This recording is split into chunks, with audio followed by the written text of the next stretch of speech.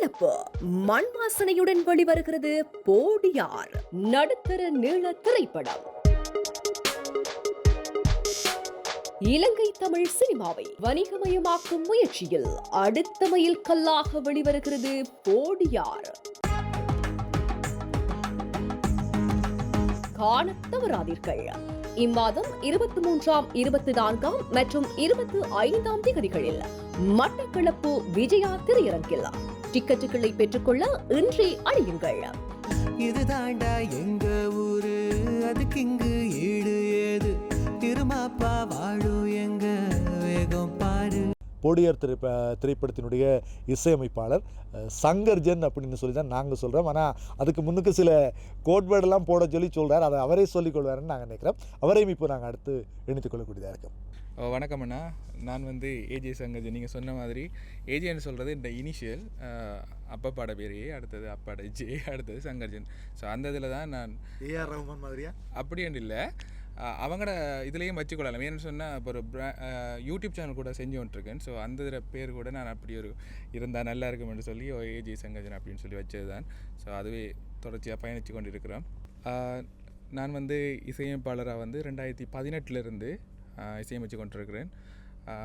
அதோடு சேர்ந்து குறும்படங்கள், பாடல்கள், இப்படி முழுநிலை திரைப்படத்துக்கான இசையமைப்பை செய்து கொண்டிருக்கிறேன்.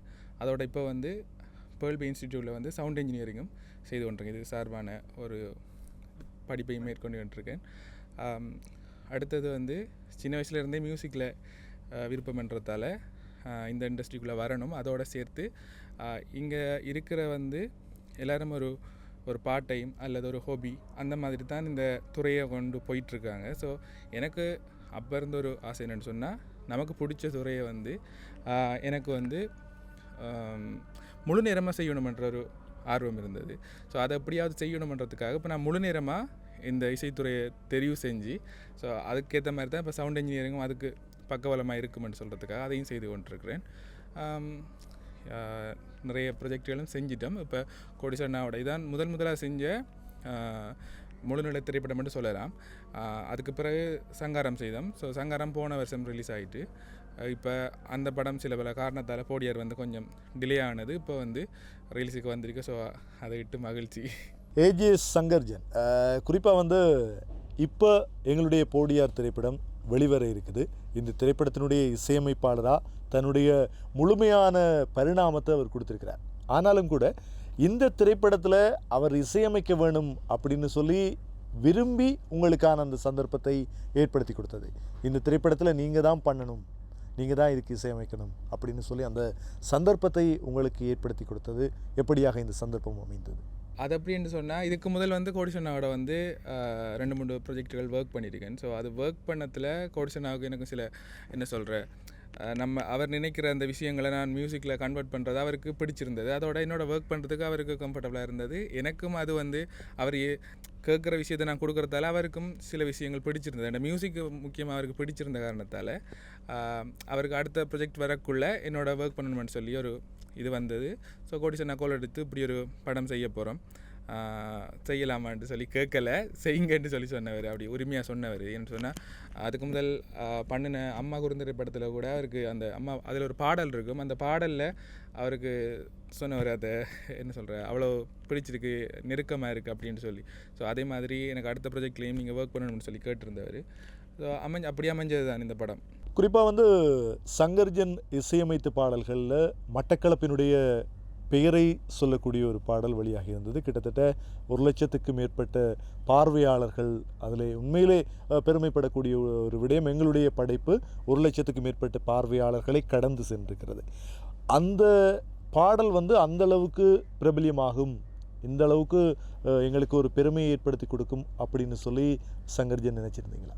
உண்மையிலே எனக்கு இந்த படத்தில் கதைக்கிழமை வித்தியாசமாக இருந்தது. ஏன்னு சொன்னால், வளமையாக இங்கே செய்கிற படங்கள் ஏதோ ஒரு என்ன சொல்கிற நம்ம பார்த்த பழகிய படங்கள்ற கதைக்களமாக இருக்கும். ஆனால் இந்த கதைக்களம் நம்மட மட்டுமன் சார்ந்த ஒரு நம்மளோட மட்மண் வாசனை சார்ந்த ஒரு அப்படி அந்த ஒரு கதைக்களமாக இருந்தது. அதோடு சேர்த்து அவர் சொல்லக்குள்ளேயே படம் தொடங்க முதலேயே எனக்கு கோடிசனா சொல்லியிருந்தவர், இப்படி ஒரு பாடல் ஒன்று இருக்குது நம்மளோட மட்டக்களவை பற்றி இருக்குது, அந்த மாதிரி ஒரு பாட்டு செய்யணும்னு சொல்லி, அப்படி ஒரு பாட்டு ஒன்று வரும் இதில் ஒரு சிச்சுவேஷனாக இருக்கும்னு சொல்லி, அதுக்கேற்ற மாதிரி ஏதாச்சும் ப்ளகின்கள் அதுகள் வாங்கணுமென்று சொல்ல வாங்கி வச்சுக்கொள்ளு, ஸோ அப்படி ஒரு பாட்டாக இருக்கணுமென்று சொல்லி சொன்னவர். எனக்கு எந்த நண்பன் இப்போ இந்த படத்தில் ஒர்க் பண்ணியிருந்த ரோஜிதன் அவர் இப்போ இல்லை, ஸோ இதில் அசிஸ்டன்ட் சவுண்ட் டிசைனராக ஒர்க் பண்ணியிருக்காரு. ஸோ இப்போ அவர் தவறிட்டார்.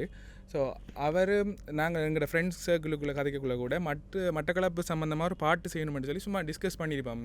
ஒரு பாட்டு ஒன்று நம்ம செய்யணும், அதை கொஞ்சம் வடிவாக செஞ்சு ரிலீஸ் பண்ணணும் அப்படின்லாம் சொல்லி கதைச்சிருக்கோம். ஸோ அப்படி கதைச்சிட்டு அந்த விஷயம் எங்களோட மைண்டில் இருக்குது ஒரு பக்கத்தில்.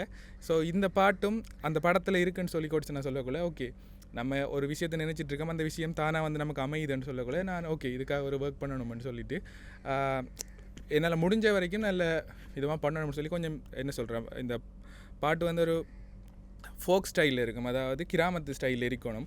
ஸோ அந்த மாதிரி இருக்கணும்னு சொல்லி கொஞ்சம் என்ன சொல்கிறேன், வளமையாக செய்கிறத விட ஏன் இன்னும் கொஞ்சம் வித்தியாசமாக இருக்குன்னு சொன்னால் காதல் பாடல்கள், அடுத்தது ஒரு நண்பர்கள் அல்லது அம்மா பாடல் இப்படி தான் வளமையாக செய்வோம்.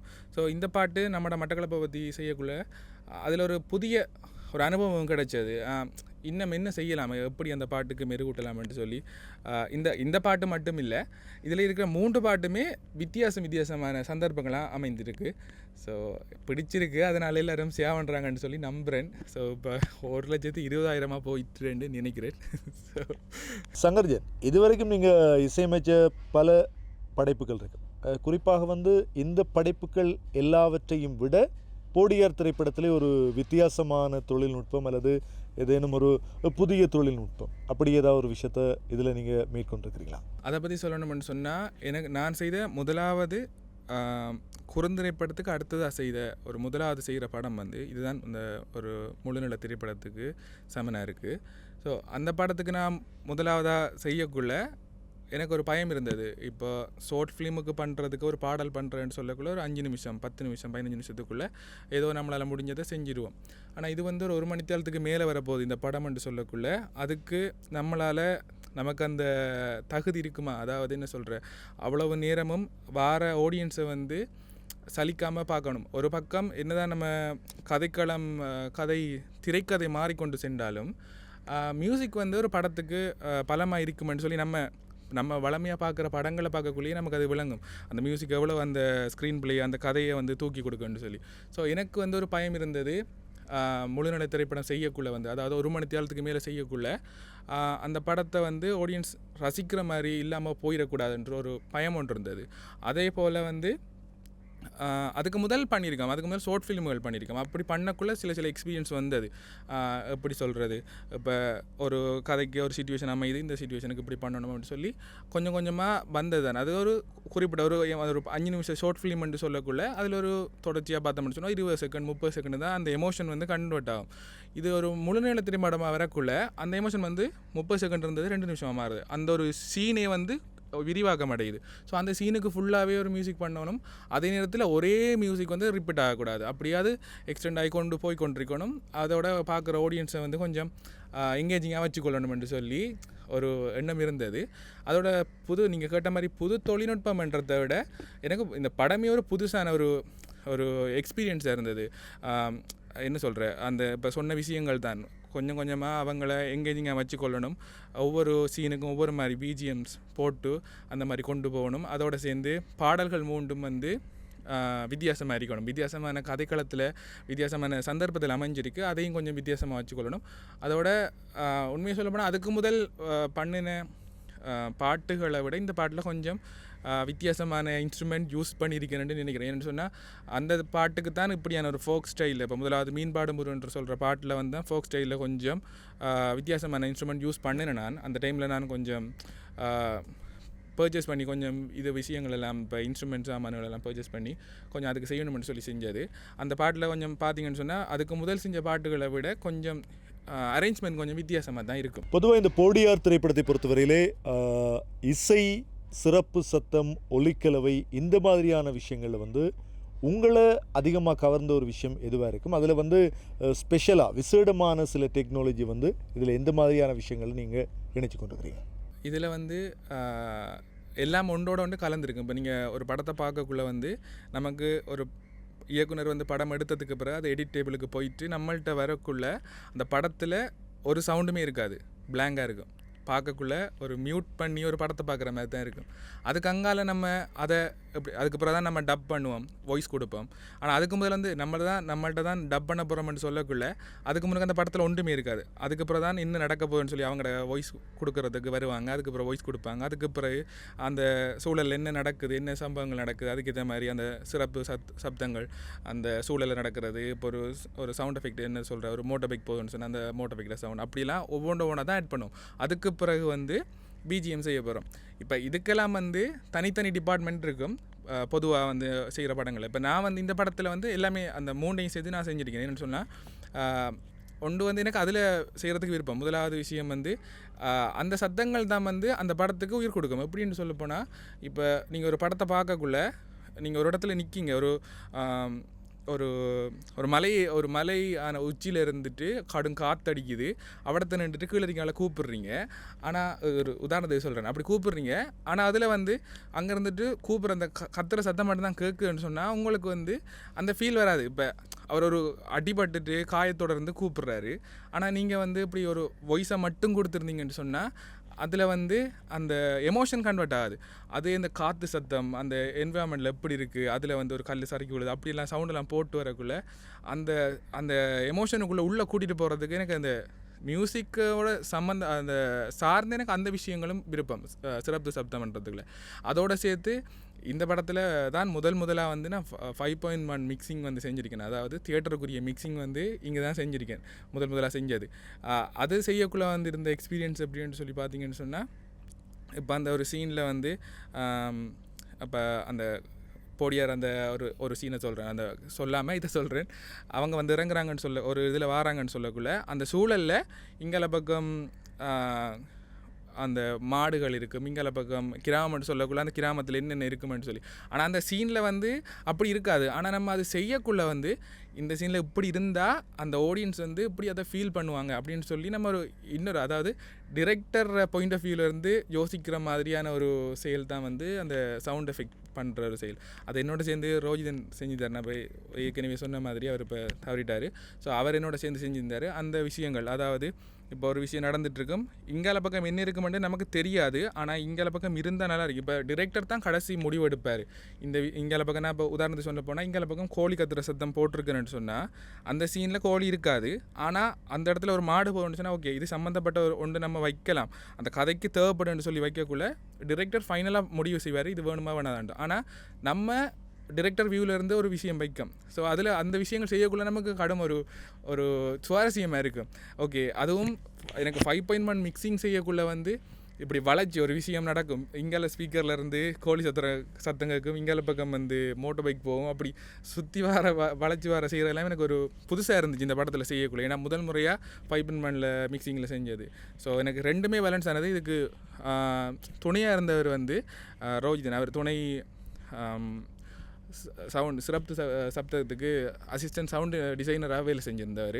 ஸோ இந்த இடத்துல நான் அவரையும் ஞாபகப்படுத்திக் கொள்கிறேன், அவருக்கும் நன்றிகளையும் தெரிவித்துக் கொள்கிறேன்னு சொன்னால் அதில் கூடுதலான பங்கு அவர் தான். இப்போ அந்த படத்தில் அதில் வர அதில் வந்து அம்மி அரைக்கிற சத்தம் வந்து பொதுவான படங்களுக்கு வந்து கூடுதலாக வந்து நம்ம வந்து சிறப்பு சப்தங்கள் வந்து ஆன்லைன்லேருந்து எடுப்போம். அதில் வந்து நிறைய விஷயங்கள் இருக்கும், அதில் வந்து தேடி எடுத்துக்கொள்வோம். அது வந்து பொதுவான சத்தங்களாக இருக்கும். இப்போ ஒரு பைக் போகிறோன்னு சொன்னால் நம்ம அந்த பைக்கை போய் எடுக்கணும் முடியல, அதே பைக்கோட சவுண்ட் வந்து நம்ம தேடி எடுத்துக்கொள்ளலாம். ஆனால் சில சத்தங்கள் வந்து இப்போ நமக்கு சில யூனிக்கான சத்தங்களை வந்து அதை வந்து நம்மளே உருவாக்க வேண்டியிருக்கும். இப்போ அம்மி அரைக்கிற சத்தம்லாம் வந்து அவங்க அரைக்கிற டைமிங்க்கு ஏற்ற மாதிரிலாம் நம்ம செட் பண்ணியெல்லாம் எடுக்கிறது கொஞ்சம் கஷ்டம். அதையும் தாண்டி அந்த சத்தங்கள் இருக்குமான்றது குறைவு. ஏன்னு சொன்னால் இப்போ கூடுதலாக நம்ம ஆன்லைன்லேயோ அதுலேயோ பார்க்க போனால் ஹாலிவுட்டில் என்னென்ன யூஸ் பண்ணுறாங்களோ அந்தந்த சவுண்டுகளை தான் நம்ம தேடி எடுத்துக்கொள்ளலாம்.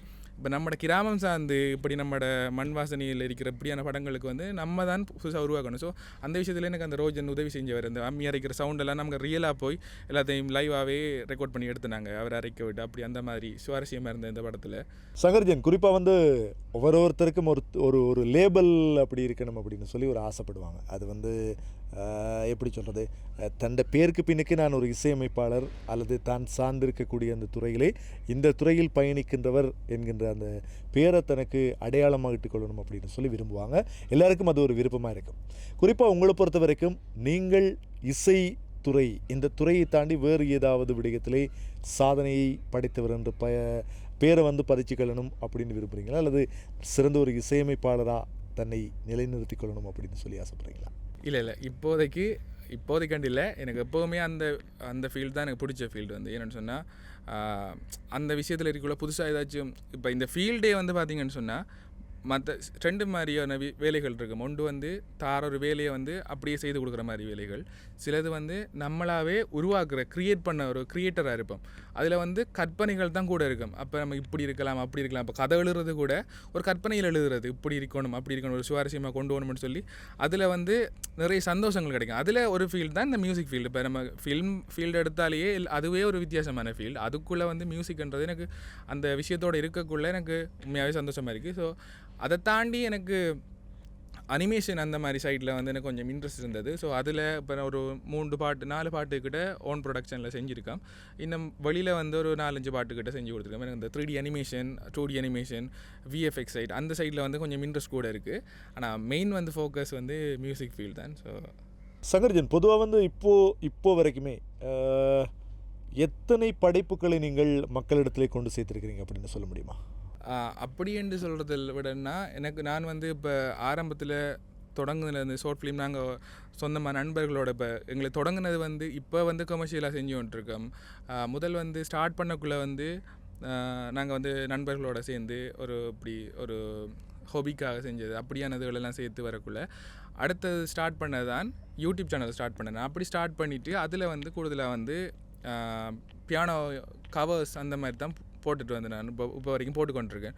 ஸோ அந்த மாதிரியும் போயிட்டுருக்கு. அடுத்தது வழியால் வர பாடல்கள், குறுந்திரைப்படங்கள் அப்படின்ட்டு போக்குள்ள மொத்தமாக ஒரு 80க்கு மேலே ஒரு எல்லாமே சேர்த்து அந்த மாதிரியான ப்ரொஜெக்டுகள் செஞ்சுருப்பேன். இப்போ கவர்ஸ் மட்டும் பார்த்தாலே இப்போ பியானோ கவர்ஸ் அது இதுக்குள்ளே இல்லாட்டியும், ஆனால் அந்த கவர்ஸுகளே 200க்கும் மேற்பட்ட கவர்ஸ் போட்டிருக்கேன். ஆனால் மியூசிக் சம்மந்தமான ப்ரொஜெக்டுகள், அதாவது ஒரு குறுந்திரைப்படம், பாடல்கள் இந்த மாதிரி பார்க்க போனால் ஒரு 80 கிட்ட அந்த மாதிரி வந்திருக்கும். படைப்புகளை வெளிக்கொண்டு வரதில் நிறைய சவால் எல்லாருக்குமே இருக்குது.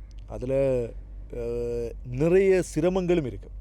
போடியார் திரைப்படத்தை பொறுத்தவரையிலே நீங்கள் எதிர்கொண்ட சவால், இந்த திரைப்படத்தை ஒரு பிரம்மாண்டமான ஒரு திரைப்படமாக வெளியிடணும், அல்லது இந்த துறையிலே நீங்கள் செய்ய போகின்ற ஒரு படைப்பிலே இந்த படைப்பு ஒரு பிரம்மாண்டத்தை கொடுக்கணும் அப்படின்னு சொல்லி நீங்கள் நினைத்து எதிர்கொண்ட சவால் எதுவாக இருக்குன்னு நினைக்கிறேன்? இந்த படத்தில் சவால்கள் என்று சொல்கிறத விட எனக்கு எக்ஸ்பீரியன்ஸ் ஆனது நிறைய விஷயம். என்னென்னு சொன்னால், முதல் படம் முழுநிலை திரைப்படம். அதாவது இதுக்கு முதல் ஒரு குறிப்பிட்ட நேரத்துக்குள்ளே ஒரு பாடல் 5 நிமிஷத்துக்குள்ளே ஒரு பாட்டு, அந்த பாட்டாக முடிஞ்சிடும். அல்லது ஒரு குறுந்திரைப்படம் வருது, அந்த குறுந்திரைப்படத்தில் ஒரு 8 நிமிஷம் ஃபுல்லாக சீன் வருது, அதுக்கு பிறகு 5 நிமிஷம் ஒரு பாட்டு வருது. அப்படி அந்த மாதிரி போயிட்டு இருந்தது. இது ஒரு மணித்தியால படத்தில் 3 பாட்டு, 3 வேறு சந்தர்ப்பம். அதில் அதை விட இந்த படத்தில் ஒவ்வொரு சீன்கள் இருக்கும். இப்போ முதலாவது ஒரு சீன் நடக்குது, அதுக்கு அப்புறம் ஒரு சீன் நடக்குது. இப்படி பார்க்க போனால் அந்த கிட்டத்தட்ட இதை எப்படி ஒப்பிடலாம்னு சொன்னால், என்னை பொறுத்த வரைக்கும் ஒரு பாட்டு செய்கிறோம், அந்த பாட்டு ஒரு 5 நிமிஷத்தில் முடிஞ்சிட்டு. ஆனால் அந்த படம் செய்யக்குள்ள ஒரு 12 சிச்சுவேஷன் சீன் நடக்கும். அந்த 12 சீனுக்கும் 12 விதமான பிஜிஎம் போடும். கிட்டத்தட்ட ஒரு 12 பாட்டு செய்கிறதுக்கு நான் அதை ஒப்பிட்டு சொல்லுவேன். என்னென்னு சொன்னால், 12ம் வேறு மாதிரி சீன்களாக இருந்துச்சுன்னு சொன்னால் 12க்கும் வேறு மாதிரி பிஜிஎம் போடுவோம். ஸோ 12ம் ஒரு பாட்டு, 12 பாட்டு செய்கிற மாதிரியே ஒரு படத்தில் 12 பாட்டு செஞ்ச மாதிரி இருக்கும். அதாவது ஏன் அதுக்கு சொல்கிறேன்னு சொன்னால், இப்போ சில சீன் அதே மாதிரி ஒரு கரெக்டருக்கு பண்ணுவோம். அந்த கரெக்டர் இப்படியான ஒரு நெகட்டிவ் கரெக்டராக இருக்குன்னு சொன்னால், அந்த கரெக்டருக்கு பண்ணணும்னு சொன்னால், அந்த கரெக்டர் தான் வேறு சீனில் நடக்கக்குள்ள அதை வேறு மாதிரி மாடிஃபை பண்ணி செய்வோம். அதே மாதிரி சீனுகள் வரக்குள்ளே, சிலதுக்கு சீன் பண்ணக்குள்ளே அந்த சீனுகள் பண்ணுறது அடுத்தடுத்த வேறு சீனுகள் வரக்குள்ளே அது பார்க்க போனால் ஒரு வடிவாக இருக்கும். அதாவது ஒரு பாட்டு ஒவ்வொரு சீனும் ஒவ்வொரு பாட்டு மாதிரி கம்போஸ் பண்ணுற மாதிரி தான் இருக்கும். அது சில பாட்டுகள் இதுக்கு முதல் கோடிசனாவோட ஒர்க் பண்ண படங்களில் அந்த படத்துல எல்லாம் பாட்டை அது பிஜிஎம் தான் வைக்கணும், ஆனால் அந்த இடத்துல எல்லாம் பாட்டு வச்சுருவோம். அது என்னென்னு சொன்னால், உண்மையாக அந்த கிட்டத்தட்ட பாட்டு தான், ஒரு வோக்கல் வச்சு ஒரு இன்ஸ்ட்ருமெண்ட் பண்ணி அதை பண்ணினா ஒரு பாட்டு இல்லைன்னு சொன்னால் அது பிஜிஎம். இப்போ சில இடத்துல தேவையான இடத்துல பாட்டுகளை வச்சு போவோம். இந்த படத்தில் எனக்கு உண்மையாகவே சவாலாக இருந்தது. இதை இதுவரைக்கும் செஞ்ச குறுந்திரைப்படங்களை விட இது வந்து ஒரு முழு நட திரைப்படமாக இருக்குது. ஸோ அதில் இது கூடுதலான பிஜிஎம் ஸ்கோர் பண்ணுறதுக்கு கொஞ்சம் என்ன சொல்கிற நாள் எடுத்து செஞ்சு கொடுத்தேன். அடுத்தது வந்து ரெண்டாவது வந்து 5.1 மிக்சிங் வந்து இதுக்கு முதல் பண்ணதில்லை. ஸோ இந்த படத்தில் தான் நான் எக்ஸ்பீரியன்ஸ் பண்ணேன். நான் இப்படி இருக்கும் அப்படி இருக்கும்னு சொல்லி அந்த படத்தை கொண்டு நாங்கள் வந்து அதுக்கு பிறகு செஞ்ச சங்காரம் படம் கூட அதுவும் 5.1 தான். அது இதில் இருந்த அனுபவத்தை தான் அதில் யூஸ் பண்ணினோம். அதுக்கு பிறகு ஒரு படம் ரிலீஸ் பண்ணியிருந்தோம் கிரேசன் அண்ணாக்களோட ஜிபிஎஸ்ன்னு சொல்லி. ஸோ அந்த மாதிரி எனக்கு ஃபஸ்ட்டாக வந்து இந்த படத்தில் தான் ஒரு முழுநீள திரைப்படத்தை எப்படி ஸ்கோர் பண்ணுறது, சவுண்ட் டிசைன் பண்ணிட்டு எடுத்துகிட்டு அதுக்கப்புறம் எல்லாத்தையும் சேர்த்து மிக்ஸ் பண்ணி அதோட தியேட்டர் மிக்ஸ் பண்ணுறது. ஸோ அந்த எக்ஸ்பீரியன்ஸ்லாம் இதெல்லாம் கிடைச்சது. இன்னொரு சவால்னு சொன்னால் படம் எல்லாம் செஞ்சு முடித்து பேக் பண்ணி எல்லாத்தையும் கொடுத்தாச்சு. அந்த எப்போ அந்த நம்ம ரிசல்ட்டை பார்ப்போம்னு சொல்லி வெயிட் பண்ணிட்டு இருந்தது தான் கடும் சவாலாக இருந்தது. என்னென்னு சொன்னால் முதல்ல ஒரு படத்தை செஞ்சுருக்கேன், ஒரு முழுநீள திரைப்படம். தியேட்டருக்கு வந்து ஆடியன்ஸ் பார்க்க போகிறாங்க. அதுவும் இப்போ நமக்கு வளமையாக குறுந்திரைப்படம் செஞ்சு நம்ம ஒரு ஹோலில் ரிலீஸ் பண்ணுவோம். அதுக்கு முதல் தியேட்டரில் ரிலீஸ் பண்ணியிருக்கோம், இல்லைன்னு சொல்லலை. ஆனால் வந்து ஒரு முழுநீள திரைப்படமாக ரிலீஸ் பண்ணக்குள்ளே அது ஒரு பெரிய ஒரு கனவு மாதிரி இருக்கும். அந்த விஷயத்தை ரிலீஸ் பண்ணுறது எப்போன்னு சொல்லக்குள்ளே அது ஒரு சவாலாக இருந்துச்சு. அதாவது எப்போ ரிலீஸ் ஆகும், அதை வந்து பார்த்துட்டு மக்கள் என்ன சொல்லுவாங்க, இதில் என்ன பிழை இருக்குது அப்படின்னு சொல்லி நம்ம அதை ஏற்றுக்கொள்ளணும், அடுத்த என்ன செய்யலாம்னு சொல்லி. அப்போ அதை செஞ்சு வச்சுட்டு இத்தனை காலம் வெயிட் பண்ணுனதே ஒரு பெரிய சவாலாக இருந்துச்சு. குறிப்பாக வந்து இந்த போடியார் திரைப்படத்திலே பணியாற்றிய அனுபவம், குறிப்பாக வந்து பணியாற்றிய அனுபவம் என்று சொல்கிற போது இந்த கலைஞர்களோடு பணியாற்றி இருப்பீங்க. அதை தாண்டி இந்த இசைக்கலவை, டப்பிங் இப்படியான விஷயங்களுக்கு நீங்கள் கலைஞர்களோடு இணைந்து செயற்பட்டிருப்பீங்க. எனவே அந்த மாதிரியான விடயத்தில் உங்களுக்கு இந்த திரைப்படத்தில் கிடைத்த அனுபவம் எப்படியா இருந்தது? திரைப்பட குழுன்னு சொல்லக்குள்ள இதில் வந்து நான் டிரெக்டாக எல்லாரோடையும் சம்மந்தப்பட மாட்டேன். என்னென்னு சொன்னால் அது எல்லாம் எடுத்து முடித்ததுக்கு பிறகு ஒரு வீடியோ ப்ரொடக்டாக தான் சொன்ன சொல்லுவா காணாதா பைக்கா ஓகே. இந்த திரைப்படத்தில் வந்து டிரெக்டாக நான் அவங்களோடலாம் சம்மந்தப்பட மாட்டேன். என்னென்னு சொன்னால் இந்த படம் வந்து ஒரு மியூசிக் பண்ணுறனான்னு சொல்லக்குள்ள அவங்க வந்து படம் எடுத்து அதை எடிட் பண்ணி அந்த ஃபுட்டேஜ் மட்டும்தான் எனக்கு வரும். அதுக்கு பிறகு அதை வந்து டப்பிங்கில் மீட் பண்ணுவோம். இப்போ சப்போஸ் நான் டப்பிங்கும் பண்ணலைன்னு சொன்னால் அதில் அங்கேயும் மீட் பண்ணியிருக்க மாட்டேன். ஸோ மியூசிக் மட்டும்தான் பண்ணியிருக்க வேண்டி வந்திருக்கும். மற்றும்படி இதில் மீட் பண்ண வந்து ப்ரொடியூசர் மேலே மீட் பண்ணியிருப்பேன். அடுத்தது கோடிசன்னாவோட. ஸோ அவங்க வந்து ஒரு ஃபுல் ஃப்ரீடம் தந்தவங்க. அதாவது எவ்வளோ டைம் நம்ம எடுத்துட்டு அதை வடிவாக நமக்கு இந்த படம் அதாவது எனக்கு இந்த படம் முதலாக வரப்போகுது. ஸோ அதை நீ வடிவாக செஞ்சு தரணும்னு சொல்லி கோடிசன்னா ஃபுல்லாக ஃப்ரீடம் தந்தார், வடிவாக செஞ்சு தரணும்னு சொல்லிட்டு. அதோட அந்த முதலாவது படம் ஸ்டார்ட் பண்ண முதல் வந்து பாட்டு செஞ்சு கொடுத்துருக்கேன் கோடிசன்னாவுக்கு. ஸோ கோடிசன்னாவுக்கு அந்த பாட்டோடய அவர் கொஞ்சம் பாட்டு பிடிச்சிட்டு ஸோ பிடிச்சதால அவருக்கு வந்து ஓகே அப்போ நம்ம அடுத்த அங்கால 2 பாட்டு இருக்குது. அது அங்கால வந்த பாட்டு வந்து விஷுவலுக்கு வந்ததுக்கு அப்புறம் தான் அந்த பாட்டு பார்த்தேன் நான். அதுக்கு அடுத்து என்ன செய்யலாம்னு சொல்லிட்டு. மற்றபடி இந்த பாட்டு முதல் பாட்டு கொடுத்தோடனே கோடிசன்னாக ஒரு நம்பிக்கை வந்துட்டு ஓகே இந்த பாட்டு அந்த அதில் தன்மை வந்து ஓகே இந்த படத்துக்கு சரியாக இருக்குது. அப்போ இந்த படத்துக்குரிய பேக்ரவுண்ட் ஸ்கோர் பண்ணுறதுக்கு எவ்வளோ மெனக்கட்டாலும் டைம் கொடுக்கலாம்னு சொல்லி அவர் முழுசாக நம்பி ப்ரொடியூசர் மேரும் அவங்களும் ஒரு நிறைய தினம் வந்திருப்பாங்க. அந்த பாட்டு செய்யக்குள்ளேயே வந்து கரெக்ஷன் அது இதுன்னு சொல்லி ஃபுல்லாக இன்வால்வ் இருந்தவங்க. டாக்டர் அருளானந்தம் அந்த முதலாவது பாட்டு இருந்தவர். அடுத்தது வந்து சதா சண்முகநாதன் அவர் வந்து இதில் படிச்சிருந்தவர், 2 லைன் படிச்சிருந்தவங்க. அதுக்கு பிறகு என்ன சொல்கிறது அவங்களும் ஃபுல்லாக ப்ரொடியூசர் மேர் அந்த டிரெக்டர் மேர்லாம் டிரெக்டர் அண்ணா வந்து தந்த அந்த ஒரு ஃபுல் ஃப்ரீடத்தால் தான் இந்த அளவுக்கு வந்திருக்குன்னு நம்புகிறேன். ஸோ மக்கள் வந்து பார்த்து தான் தெரியும். அடுத்தது வந்து இந்த மியூசிக் சைட்டில் ஒர்க் பண்ணாக்கள் வந்து இப்போ பொதுவாக வந்து படம் நடித்தவங்க அதுலேருந்து சொல்லி வந்துடுவாங்க. இப்போ எந்த சர்க்கிளுக்குள்ளே இருந்து தான் மியூசிக்குள்ளே வந்து இப்போ வருவாங்க. இப்போ உதாரணத்துக்கு இப்போ கோடிசன்னாட்ட நான் தான் இப்போ ரெக்கமெண்ட் பண்ணுவேன். இப்போ அவராக ஒரு ஆள் வச்சிருந்து இந்த பாட்டு படிக்கலாம்னு சொல்கிறது வேறு விஷயம். ஃபஸ்ட்டுக்கு அப்படி சொல்லலைன்னு சொன்னால் ஆனால் இந்த பாட்டுக்கு இவர் படித்தா நல்லா இருக்குமாண்ணா ஃபஸ்ட்டுக்கு ஏன்னா மியூசிக் சைட்டில் தான் சொல்லுவோம் இப்படி இந்த பாட்டு டோன் இப்படி இருக்குது, ஸோ இந்த வாய்ஸ் போட்டால் தான் நல்லா இருக்குமான்னு சொல்லுவோம். ஸோ அதுக்கும் அவர் ஃப்ரீடம் தந்தார். ஃபஸ்ட்டுக்கு வந்து இந்த மீன்பாடும் ஒரு பாட்டுக்கு வந்து சபேஷன் அண்ணா படிச்சிருந்தவர். அந்த அதுவும் சண்முகநாதன் அண்ணா சாரும் படிச்சிருந்தவங்க. அந்த சபேஷன் அண்ணா சொல்லக்குள்ளே கூட ஓகே அந்த வாய்ஸ் வந்து கிராமத்துக்கு அந்த பாட்டுக்கு அப்படி வாரத்துக்காக சரியாக இருக்குமென்று சொல்லியெல்லாம் ஃபுல் ஃப்ரீடம் தந்தவர். அடுத்த பாட்டு கார்குந்தல். அந்த கார்குந்தல் பாட்டு வந்து ஒரு பெண் பிள்ளை வயசுக்கு வருது, அதை குடும்பத்தாக்கள் வந்து சந்தோஷமாக வரவேற்று அந்த சந்தோஷத்தில் பாடுற மாதிரி ஒரு பாட்டு. ஸோ அந்த பாட்டுக்கு வந்து இப்படி டேசானி மகேந்திரன் படிச்சிருக்காங்க. ஸோ அவங்கள ரெக்கமெண்ட் பண்ணக்குள்ள இவங்க படித்த இந்த வயசுக்கு நல்லா இருக்கும்னாலும் சொல்லக்குள்ளெல்லாம் வந்து அவர் ஓகே அவங்க அந்த சரி இவங்கள போடலாம் அவங்கள போடலாம், சில பேர் வந்து சில அப்படி நடக்கிறான்னு தெரியல, சில நேரம் வந்து இவங்கள பாட வைக்கலாம்னு சொல்லி அவங்களே பண்ண வைக்கிறது இருக்குது. அது இப்போ சப்போஸ் ஓகே இருந்தால் ஓகே, அந்த மியூசிக்கு அந்த வாய்ஸ் செட் ஆகும்னு சொன்னால், சில நேரம் நம்மட ஒரு மியூசிக் பண்ணக்குள்ளே வந்து இந்த பாட்டை நம்மட கற்பனை ஒன்று பண்ணி தான் நீ பண்ணுவோம் அந்த பாட்டு எப்படி இருக்குமென்னு சொல்லி. ஸோ அப்படி பண்ணக்குள்ளே வந்து சில நேரம் செட் ஆக போனால் அப்போ நமக்கு அந்த திருப்தி வராது. ஸோ அப்படியான விஷயங்களெல்லாம் அவங்க எனக்கு அப்படி தந்ததில்லை. நம்ம இதை பண்ணலாம்னு சொல்ல அவங்க பண்ணிட்டு இருந்தாங்க. அடுத்தது 3வது பாட்டு நாடு நல்லா இல்லை. இது வந்து சந்தர்ப்பம் பார்த்திங்கன்னு சொன்னால், அப்போ அந்த நேரத்தில் கொரோனா நடந்தது, நாட்டுற பொருளாதாரம் வந்து ஃபுல்லாக டவுனில் இருந்தது. ஸோ ஒரு இவர் சொன்ன விஷயம் என்னென்னு சொன்னால், கோடிசனா வந்தது. அடுத்த முரளியை நாங்கள் காய்ச்ச விஷயம் என்னென்னு சொன்னால், இப்போ நம்ம இந்த படம் எடுத்துகிட்ருக்கோம், இந்த நேரத்தில் இப்படி ஒரு பிரச்சனை போயிட்டுருக்கு. ஒரு கலைஞனாக நம்ம வந்து இப்போ நடக்கிற அந்த விஷயத்தை நம்ம பதிவு பண்ணி வைக்கணும். ஸோ அது ஒரு காலத்தில் அது பதிவாக இருந்துடணும். அதாவது இந்த பாட்டையும் வந்து நம்ம இந்த சந்தர்ப்பத்தையும் வந்து நம்ம இந்த படத்தில் யூஸ் பண்ணிக்கொள்ளணும். அதாவது யூஸ் பண்ணுறோன்னு சொன்னால் பதிவாக இருக்கும். இப்படி நல்லா நடந்திருக்கு. அந்த பாட்டுற பேரை பார்த்திங்கன்னு சொன்னால் நாடு நல்லா இல்லை, அதில் வந்து நிறைய விஷயங்கள் எல்லாம் வரும். இப்போ வந்து நாடு வந்து இப்படி போயிட்டு அப்படி போயிட்டு அதுக்கப்புறம் கடைசியில் அந்த பாட்டு முடியக்குள்ள ஒரு ஹோப் கொடுக்குற மாதிரி, எப்படி தான் இருந்தாலும் நல்லா வந்து சேரும், எல்லாம் மாறும்னு சொல்கிற மாதிரி ஒரு ஹோப் கொடுக்குற மாதிரி அந்த பாட்டு முடியணும்னு சொல்லி ஒரு சந்தர்ப்பம் தந்தாங்க.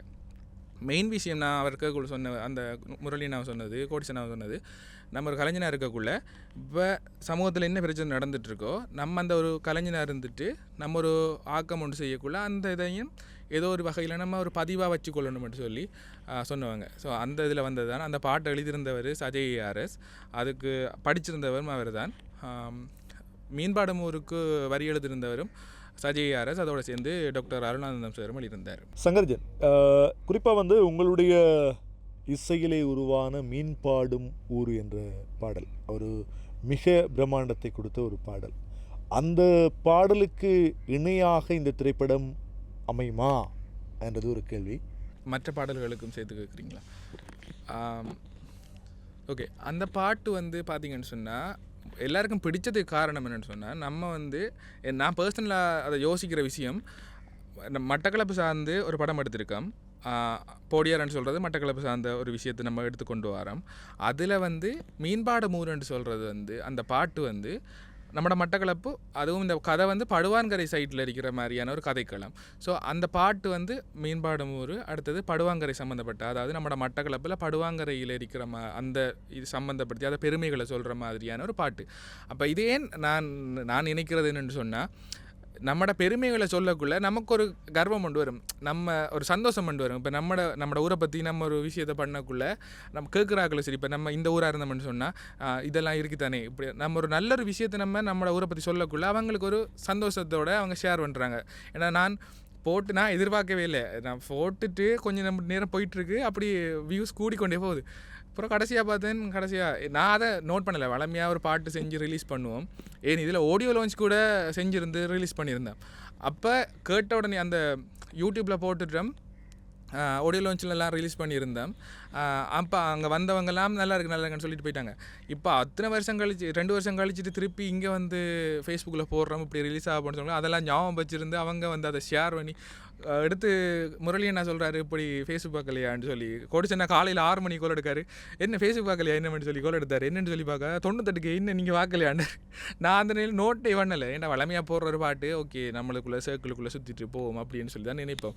அப்போ நான் எழுப்பி பார்க்கக்குள்ளே இப்படி 100 கிட்ட போயிட்டுருக்கு, 600 பேருக்கிட்ட ஷேர் பண்ணியிருக்காங்க, 1000 பேருக்கிட்ட லைக்குகள் வந்து கிடக்கு. நம்பவே முடியாமல் இருந்துச்சு இப்படி போய் கொண்டிருக்கேன்னு சொல்லி. அடுத்தது இந்த பாட்டு ட்ரெண்டானதுக்கு விஷயமா தான் நம்மளோட மட்டக்களப்போட பெருமையை வந்து நம்ம சொல்கிறோம், அது அவங்கள எல்லாருக்கும் கனெக்ட் ஆகிருக்கு. ஸோ மற்ற பாட்டுகள் மற்ற சந்தர்ப்பத்தில் இருக்குது, அது அவங்களுக்கு அது பிடிச்சிருந்து சொன்னேன். ஏன்னா அது இந்த பாட்டுக்கு எவ்வளோ எஃபர்ட் போட்டு செஞ்சோமோ அதே விஷயத்தை தான் அங்கே மற்ற பாட்டுகளும் செஞ்சுருக்கோம். ஆனால் சந்தர்ப்பங்கள் வேறு. இப்போ ஒரு பாட்டு வந்து சில பேருக்கு மெலடியாக இருக்கிறது பிடிக்கும், சிலதுக்கு வந்து குத்துப்பாட்டாக இருக்கிறது பிடிக்கும், சிலது வந்து பைலா மாதிரி அந்த மாதிரி ஒவ்வொரு மாதிரி பிடிக்கும். ஸோ இந்த பாட்டு அடுத்தடுத்த அதே மாதிரி தான் இந்த சந்தர்ப்பம் அமைஞ்சிருக்கு. இப்போ இந்த சந்தர்ப்பம் வந்து அந்த எல்லாருக்கும் போய் கனெக்ட் ஆகிருக்கு. அடுத்த சந்தர்ப்பங்கள் கனெக்ட் ஆகிறாக்களுக்கு சில நேரம் சான்ஸ் இருக்குது அப்படி பெருசாக போகிறதுக்கு. ஆனால் கேட்டவங்க நல்லா இருக்குன்னு சொல்கிறாங்க, பாப்பம் ரிலீஸ் பண்ணக்குள்ளே என்ன நடக்குன்னு சொல்லி. அந்த வரவேற்பு இந்த திரைப்படத்தையும் கிடைக்கும். அது இப்போ என்ன சொல்கிறது, மட்டக்களப்பு மண் சார்ந்த ஒரு படம் எடுத்திருக்கேன். உழவு நாளும் வந்து கதைக்களமே வித்தியாசமாக இருந்தது. வித்தியாசமான கதைக்களம் நம்ம ஏற்கனவே பார்த்த கதைக்களங்களாக இருக்கலாம். இந்த கதைக்களம் வந்து வித்தியாசமாக இருக்குது. நம்மளோட மட்டக்களப்பு சார்ந்திருக்கு, மட்டக்களப்பு மண் சார்ந்திருக்கு, படுவங்கரை சார்ந்திருக்கு. ஸோ நம்மளோட மட்டக்களப்பிலேருந்து வர கலைஞர்களை தாண்டி பொதுமக்கள் வந்து பார்க்கக்குள்ள வந்து ஓகே நம்மளோட மட்டக்களப்பை பற்றி சொல்லியிருக்காங்கன்னு சொல்லக்குள்ள அவங்களுக்கு பிடிக்குமென்று நம்புகிறோம். அந்த எதிர்பார்ப்பில் தான் எடுத்து இருக்கமென்று சொல்லி நம்புகிறோம், பிடிக்குமென்று சொல்லி. ஓகே, எஸ்பிபி சொன்னது போல் இசையாய் மலர்வேன், இப்போது இசையாய் மலர்ந்திருக்கிறீங்கன்னு நாங்கள் நினைக்கிறோம். ஆனாலும் கூட இந்த துறையிலே சாதிக்க வேணும் அப்படின்ற ஒரு இலக்கு இருக்கும், யாருக்குமே இலக்கு இல்லாமல் இருக்காது. இந்த துறையில் எந்த சாதனையை தொட்டு விட வேண்டும்னு சொல்லி சங்கர்ஜனுடைய இலக்காக இருக்குது? முதலாவது விஷயத்தில் நான் நினைச்ச விஷயம் வந்து இந்த இசைத்துறையில் வந்து முழு நேர இசையமைப்பாளராக அறிக்கணுமன்றதான் என் முதல்ல ஒரு லட்சியமாக இருந்தது. அதை அரைவாசி கடந்திருக்கிறேன்னு நினைக்கிறேன். என்னென்னு சொன்னால் இப்போ நான் பார்த்த வரைக்கும் என்னென்னு சொன்னால் கூடுதலாக வந்து ஒரு வேலை ஒன்று செஞ்சுட்டு சைட்டாக இந்த செய்வோம் என்று சொல்லி 2 பக்கம் செஞ்சிட்ருப்பாங்க. ஸோ எனக்கு வந்து அப்படி இருக்கக்கூடாது. நம்ம ஒரு பிடிச்ச விஷயத்தை செய்கிறோம், அதுக்குரிய மார்க்கெட்டிங் நம்ம கண்டுபிடிச்சி எடுக்கணும். எப்படியோ எடுத்துகிட்டு நம்ம அதை வச்சே சர்வை பண்ணணும். அதோட நம்ம அந்த ஒரு கவர்மெண்ட் ஜாப்போ சரி அல்லது வேறு ஒரு ப்ரைவேட் ஜாப்போ சரி ஏதோ ஒரு ஜாப் செய்கிற அளவுக்கு நம்ம ஏர்ன் பண்ணணும். அதே மாதிரி நமக்கு பிடிச்ச விஷயத்தை இந்த இசைத்துறையில் செஞ்சுட்டு இருக்கணும். இங்கே வந்து நிறைய பேர் இருக்காங்க, மியூசிக் பண்ணுறவங்க இருக்காங்க. ஆனால் அதை இன்னும் கூட்டணும். அதாவது கமர்ஷியலாக அதை பண்ணிகிட்டு இருக்கணும். அதாவது அதுதான் இப்போ இவங்க முரளியனாக்கள்னு சொல்கிறது, இந்த கமர்ஷியல் சினிமான்னு சொல்கிறது அந்த விஷயந்தான். இந்த படம் ஒன்று எடுக்கணும்னு சொன்னால் அதில் ஒர்க் பண்ணுற எல்லாருமே அதுக்கு ஒரு சேலரியோட, அந்த இந்தியனோ அல்லது ஃபாரினில் எடுக்கிற எந்த படமாக இருந்தாலும் சரி அதில் ஒர்க் பண்ணுறாங்க எல்லாருக்கும் சேலரி. அவங்க அந்த வேலையை விட்டு வேறு வேலை செய்ய மாட்டாங்க. அவங்க அதை மற்ற இருக்கிறத தான் பார்ட் டைமாக வச்சுருப்பாங்களே தவிர அந்த வேலை வந்து அவங்களுக்கு மெயினாக இருக்கும். இப்போ ஒரு நடிக்கிற ஒரு பெரிய டிரெக்டரோ நடிகரோ சரி யாராக இருந்தாலும் அதை மெயினாக வச்சுருப்பாங்க. ஏன்னா அங்கே ஒரு பெரிய ஒரு சேலரி கொடுப்பாங்க. அந்த பெரிய ஒரு சேலரின்றதை விட அவங்களுக்கு ஒரு ப்ரொஜெக்ட்டுக்கான சரியான சேலரி போய் கொண்டிருக்கும். அதே மாதிரி இங்கே வரணும், நம்ம இசைத்துறையில் இருக்கணும்னு சொல்கிறதா என் கனவு வந்து. அதை இப்போ கடந்து கொண்டிருக்கேன். அதோடு சேர்த்து இப்படி இது வந்து நான் மியூசிக் படித்தது வந்து எல்லாமே வந்து சொந்தமாக தான், அதாவது ஆன்லைனில் யூடியூப்பில் அந்த மாதிரி தான் மியூசிக் ப்ரொடியூஸ் பண்ணுறது எப்படி, கம்போஸ் பண்ணுறது எப்படின்னு சொல்லி எல்லாம் கேட்டு அடுத்த கேள்வி ஞானம், அடுத்தது கீபோர்ட் படித்ததெல்லாம் அப்படித்தான். இப்போ வந்து அதை கொஞ்சம் அது ஓரளவு வட்டத்துக்குள்ளே தான் நிற்கும்னு சொல்லிவிட்டு அதுக்கு அடுத்த லெவலில் போகணும்னு சொல்லி தான் இப்போ சவுண்ட் இன்ஜினியரிங் அது சார்ந்த ஒரு படிப்பை படிச்சிருக்கேன். ஏன்னு சொன்னால் சவுண்ட் இன்ஜினியரிங் தான் நம்மளோட அந்த மியூசிக்கோட ஸ்டாண்டர்டை கொஞ்சம் கூட கொண்டு போவோம்னு சொல்லி இப்போ அது சார்ந்தும் போகணும். அந்த படிப்பு சார்ந்து படித்தா தான் நம்மளோட மியூசிக் நம்மளோட சர்க்கிளுக்குள்ளே இருக்கிறத வந்து வெளியில் கொண்டு போக உதவும்னு சொல்லிட்டு இப்போ சவுண்ட் இன்ஜினியரிங் செய்து கொண்டிருக்கேன். எந்த லட்சியம்னு சொல்கிறது வந்து இந்த மியூசிக்லேயே வந்து எப்போவும் இருக்கணும். அதை வந்து ஒரு ஹொபியாக இல்லாமல் முழு நேர இசையமைப்பாளர் அடிக்கிறதா என்ற லட்சியமாக இருக்கேண்ணா. இன்றைய தினம் சில்லி சிப்ஸ் பலரை அழைத்து வந்திருந்தது போடியாரிலிருந்து. எனவே நாங்கள் கேட்டிருந்த போது உங்களுக்கான நேரத்தினை சில்லி சிப்ஸுக்காக ஒதுக்கி இந்த இடத்துல எங்களோடு கலந்து கொண்ட எங்களுடைய போடியார் படக்குழுவினருக்கும் எங்களுடைய விசேடமான நன்றிகளையும் இந்த இடத்துல தெரிவித்துக்கொள்கிறோம். எனவே உங்களுடைய வெற்றிகரமான படைப்பு நிச்சயமாக எதிர்காலத்திலும் இன்னும் பிரகாசிக்க சில்லி சிப்ஸ் சார்பாக எங்களுடைய அன்பான வாழ்த்துக்கள்.